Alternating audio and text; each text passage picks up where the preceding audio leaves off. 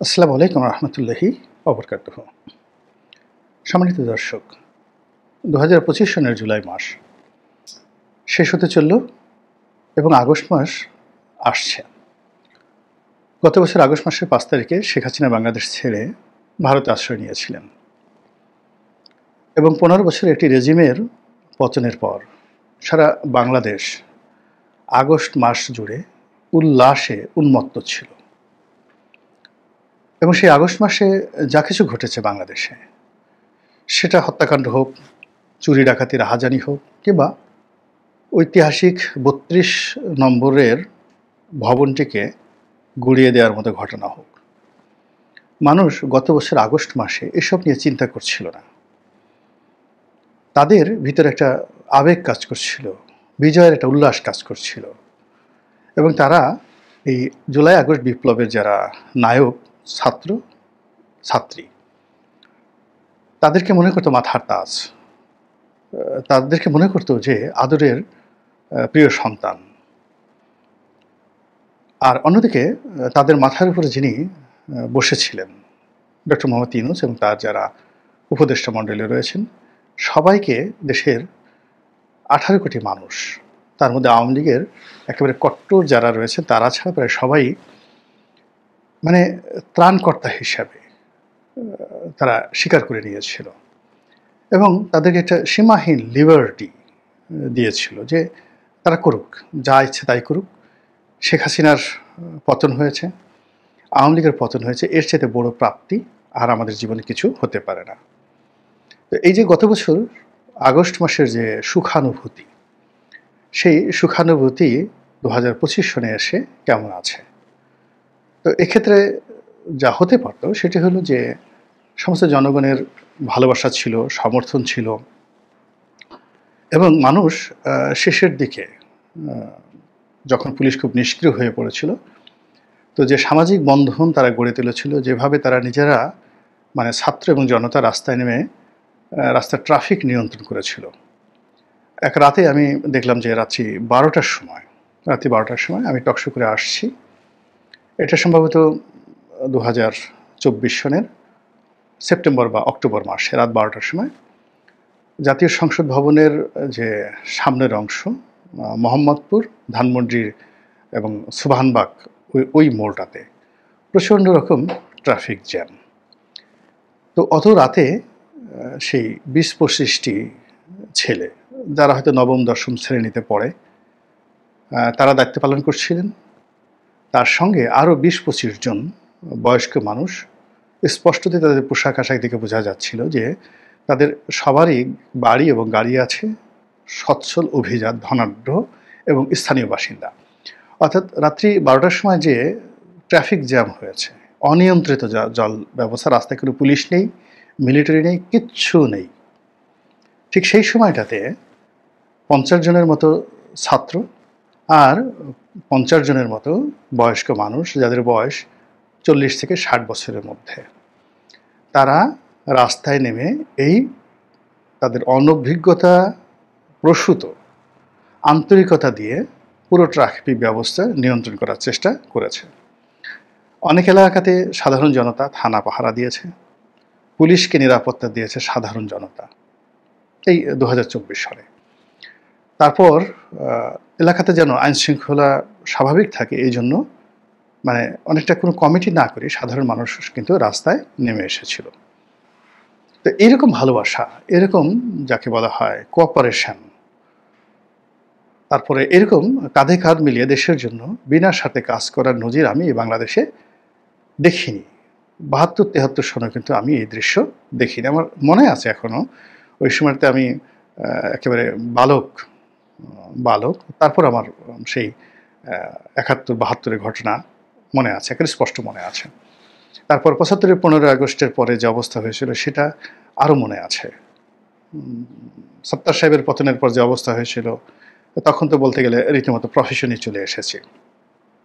তো যার জন্য অতীতের যে ধারাবাহিক আমাদের বাঙালি জাতির ঐক্যবদ্ধ হওয়া, বিনা স্বার্থে কাজ করা এবং স্বপ্নের মানুষদেরকে ক্ষমতায় বসিয়ে তাদেরকে সমর্থন দেওয়া, রাজনৈতিক ক্ষেত্রে যে ঐক্যবদ্ধতা, এটা ডক্টর মোহাম্মদ ইউনূস সরকার যেটা পেয়েছিলেন, গত বছর সেটা গত 11 মাসে পতন হতে হতে হতে হতে এমন একটা পর্যায়ে চলে আসছে। এখন যদি বলা হয় যে দল কোনটাকে আপনি পছন্দ করবেন, আওয়ামী লীগ না এনসিপিকে? কে বেশি ভালো, কে বেশি মন্দ, শেখ হাসিনা নাকি ডক্টর মোহাম্মদ ইউনূস? এই ধরনের ভোটাভুটি যদি হয় তাহলে বুঝতে পারেন যে ফলাফলটা কোন পর্যায়ে চলে আসবে। আর যদি আওয়ামী লীগকে মানে ছেড়ে দেওয়া হয়, আর যদি জেনারেল ওয়াকারুজ্জামান বলে ফেলেন যে আমি আর এনসিপিকে প্রোটোকল দিতে পারবো না, এই সরকারের প্রতি সেনাবাহিনীর যে দায়িত্ব এবং কর্তব্যবোধ ছিল সেটা আমরা উইথড্র করলাম এবং আমরা ক্যান্টনমেন্টে ফিরে যাব। আমাদের কাজ হলো দেশ রক্ষা করা, অভ্যন্তরীণ যে গোলযোগ, এই গোলযোগে আমরা অনেক কিছু হারিয়ে ফেলছি, we are going to cantonment.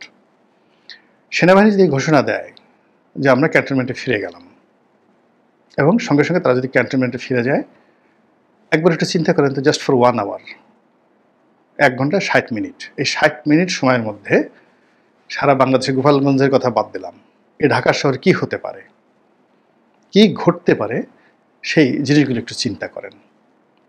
তো এই যে অবস্থাটা সৃষ্টি হলো, আজকের এই অবস্থাটা সৃষ্টি হলো, এটা কি সেনাপ্রধান জেনারেল ওয়াকারুজ্জামান করেছেন?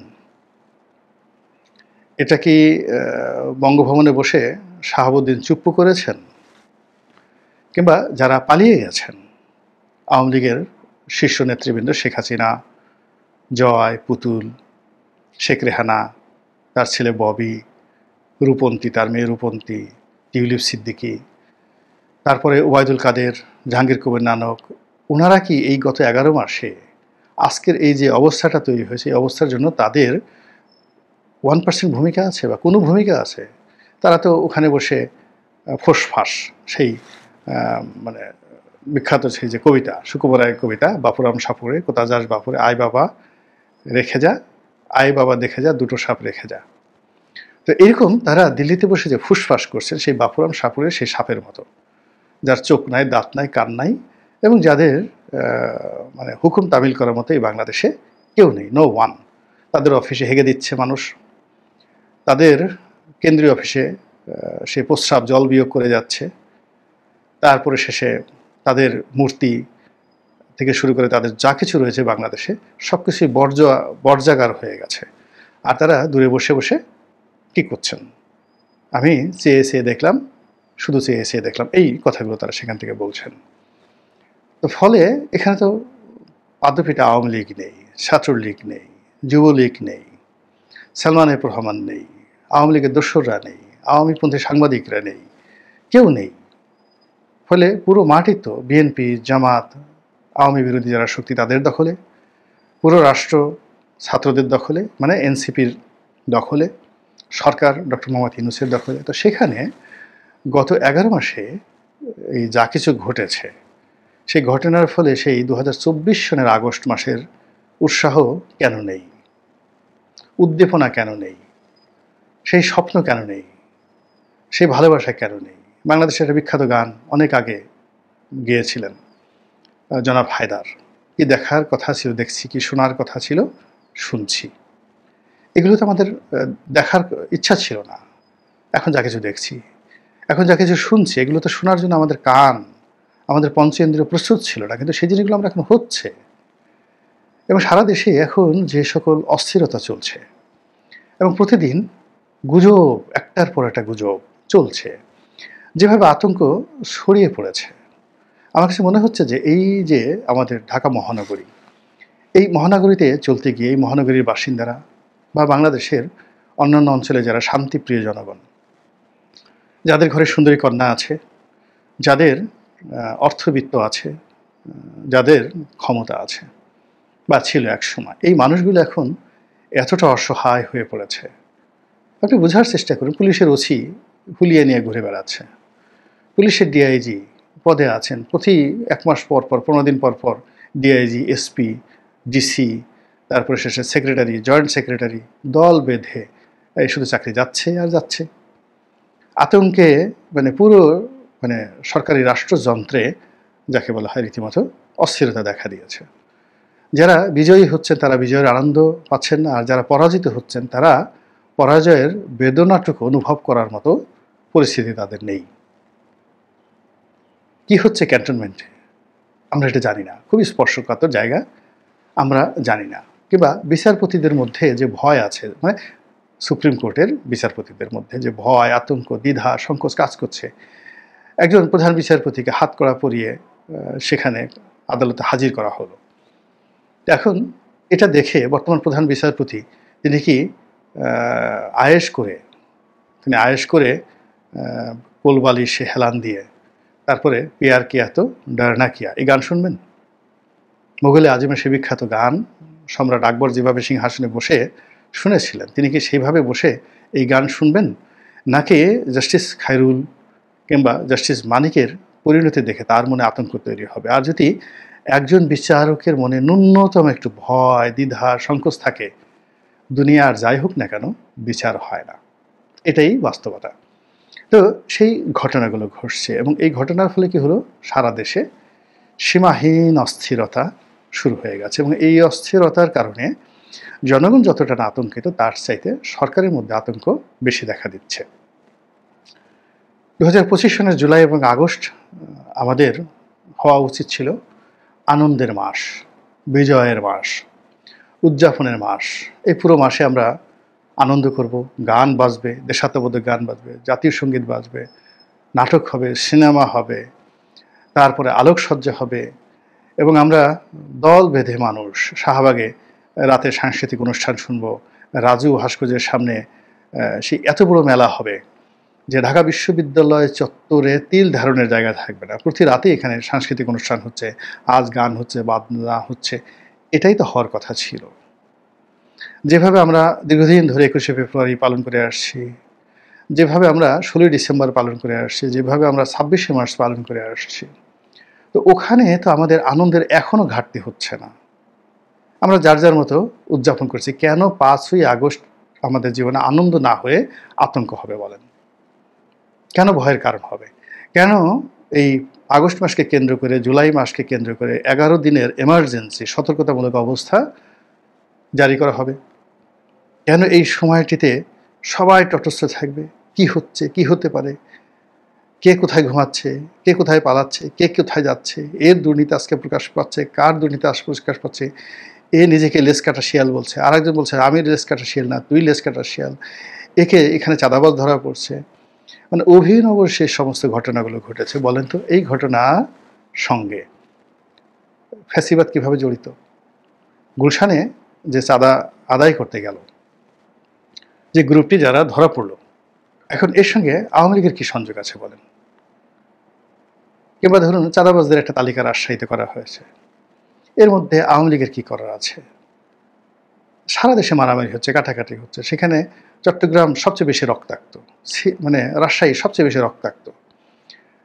চট্টগ্রামে বিএনপি অন্তর্দ্বন্দ্ব, রাজশাহীতে চাঁপাইনবাবগঞ্জে বিএনপি জামাত অন্তর্দ্বন্দ্ব।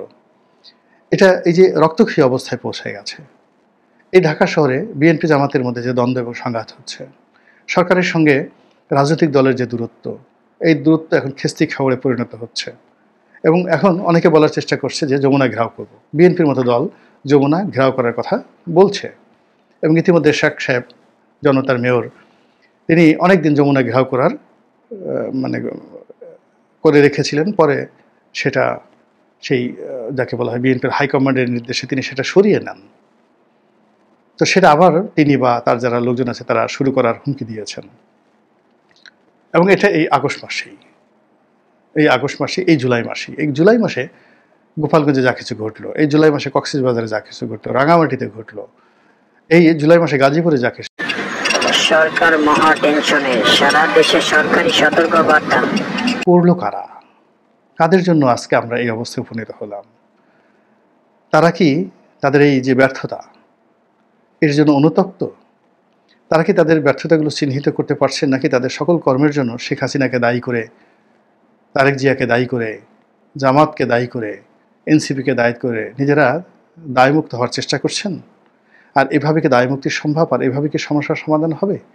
নাকি বড় কোনো ক্ষয়ক্ষতি দ্বারা, বড় কোনো অস্থিরতা দ্বারা আমরা আবার নতুন কোনো বিপদের মুখোমুখি হতে যাব?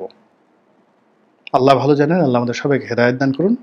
এবং হেফাজত করুন। আসসালামু আলাইকুম ওয়া রাহমাতুল্লাহি ওয়া বারাকাতুহু।